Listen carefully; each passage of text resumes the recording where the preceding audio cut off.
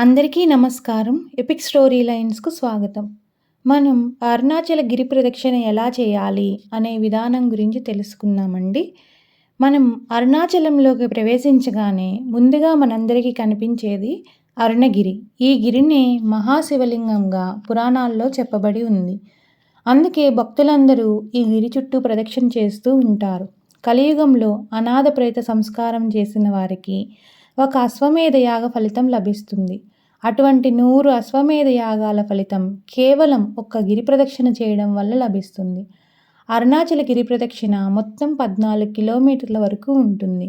మనం గిరి ప్రదక్షిణ నుంచి ఎక్కడి నుంచి మొదలు పెట్టాలో చూద్దాం. 2 చోట్ల నుంచి సాధారణంగా గిరి ప్రదక్షిణ మొదలు పెడుతూ ఉంటారండి. ఒకటి అరుణాచలేశ్వర ఆలయం నుంచి, రెండవది రమణ మహర్షి గారి ఆశ్రమం నుంచి. గిరి ప్రదక్షిణ ఎక్కడి నుంచి మొదలు పెట్టామో తిరిగి అక్కడికి వచ్చి పూర్తి చేయాలి. అరుణాచలంలో 8 దిక్కులలో శివలింగాలు ఉంటాయి. ఈ శివలింగాల విశిష్టత ఏమిటి, అవి ఎవరు ప్రతిష్ఠించారు అనేది కూడా తెలుసుకుందాం. ఇంద్రలింగం, అగ్నిలింగం. ముందుగా మనం చేరుకునేది ఇంద్రలింగం. ఇది ఆలయానికి సమీపంలోనే ఉంటుంది. ఇంద్రలింగం అరుణగిరికి తూర్పు దిక్కున ఉంటుంది. దీనిని ఇంద్రుడు ప్రతిష్ఠించాడు. ఈ క్షేత్రానికి శుక్రుడు మరియు సూర్యుడు అధిదేవతలు. ఇంద్రలింగాన్ని పూజించడం వల్ల ఉద్యోగపరంగా అత్యున్నత స్థానం మరియు దీర్ఘాయువు లభిస్తుందని ఒక నమ్మకం. ఇంద్రలింగం నుంచి 1.5 కిలోమీటర్లు ప్రయాణిస్తే అక్కడ అగ్నిలింగం వస్తుంది. లింగం కుడి పక్కన కొంచెం లోపలికి వెళ్ళాక మనకి కనిపిస్తుంది. అగ్నిలింగం అరుణగిరికి ఆగ్నేయ దిశలో ఉంటుంది. ఈ అగ్నిలింగాన్ని అగ్నిదేవుడు ప్రతిష్ఠించాడు. ఈ క్షేత్రానికి అధిదేవత చంద్రుడు. ఈ అగ్నిలింగాన్ని పూజించడం వల్ల ఆపత్కాల ప్రతికూల పరిస్థితుల నుంచి బయటపడతారని ఒక నమ్మకం. యమలింగం మరియు నైరుతి లింగం. యమలింగం అరుణగిరికి దక్షిణ దిక్కున ఉంటుంది. దీనిని యముడు ప్రతిష్ఠించాడు. ఈ క్షేత్రానికి కుజుడు అధిదేవత. ఈ ఆలయంలో అంగారక రుణ విమోచన స్తోత్రం పారాయణం చేస్తే మనకు అద్భుత ఫలితాన్ని ఇస్తుందని అంటారు. ఈ లింగాన్ని పూజించడం వల్ల ప్రమాదాలు, అకాల మృత్యువులు కలగకుండా కాపాడుతుందని చెబుతారు. ఇక్కడ నుంచి మనం కొంచెం బయలుదేరితే నైరుతి లింగాన్ని చేరుకుంటాం. నైరుతి లింగం అరుణగిరికి నైరుతి దిక్కున ఉంటుంది. ఈ లింగాన్ని నైరుతి ప్రతిష్ఠించాడు. ఈ క్షేత్రానికి అధిదేవత రాహు. ఈ నైరుతి లింగాన్ని పూజించడం వల్ల రాక్షస, దుష్ట మరియు గ్రహబాధలన్నీ పోతాయి. అలానే అద్భుతమైన కీర్తి వస్తుందని చెబుతారు. ఇక్కడ నుంచి కొంచెం ముందుకు వెళ్తే మనకి ఎదిరిన్నేర్ అన్నామలై ఆలయం వస్తుంది. ఈ ఆలయానికి అరుణగిరికి సరిగ్గా వెనక భాగం వైపు ఉంటుంది. ఈ ఆలయం యొక్క ప్రాముఖ్యత ఏమిటి అనగా తమిళ ఉగాది రోజున తొలి సూర్యకిరణాలు నేరుగా శివలింగం మీద పడతాయి. సూర్యలింగం మరియు వరుణలింగం. సూర్యలింగం అష్టలింగాలలోని లింగం కాదు. దీన్ని సూర్య భగవానుడు ప్రతిష్ఠించాడు. సూర్యలింగం వద్ద ఆదిత్య హృదయ స్తోత్రం కానీ, ఆదిత్య కవచం కానీ, సూర్యునికి సంబంధించిన స్తోత్రాలు ఏవైనా ఒకసారి పారాయణం చేస్తే కొన్ని వేల సార్లు పారాయణ చేసిన ఫలితం లభిస్తుందట. ఇక్కడి నుంచి కొంచెం ముందుకు వెళ్తే మనం వరుణలింగాన్ని చేరుకుంటాం. వరుణలింగం అరుణగిరికి పడమర దిక్కున ఉంటుంది. ఈ లింగాన్ని వరుణదేవుడు ప్రతిష్ఠించారు. ఈ లింగానికి అధిదేవత శనేశ్వరుడు.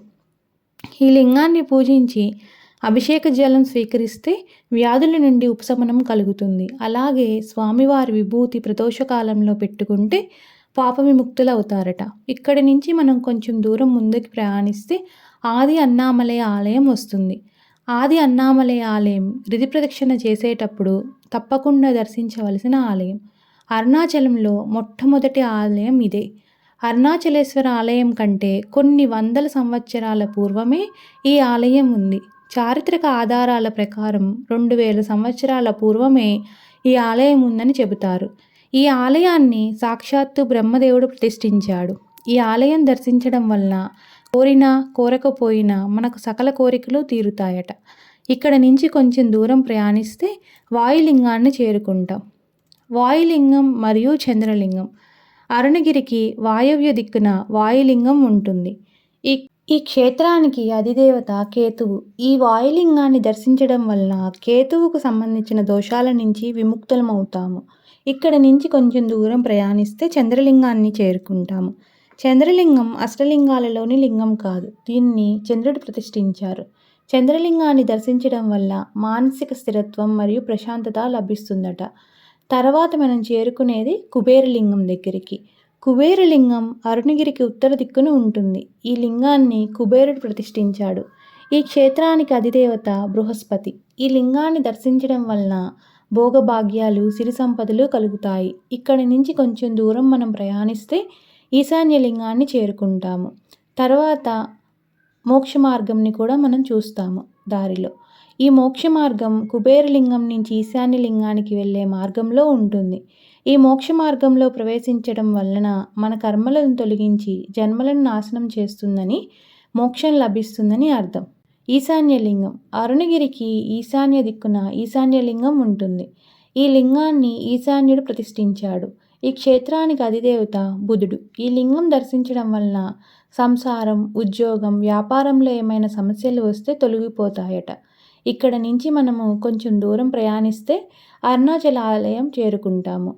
మనము ఎక్కడి నుంచి గిరి ప్రదక్షిణ మొదలుపెట్టినా కానీ మళ్ళీ అక్కడికే వచ్చి పూర్తి చేయాలండి. దానితో అరుణాచల గిరి ప్రదక్షిణ పూర్తయినట్లు. అరుణాచలేశ్వరాయ నమః.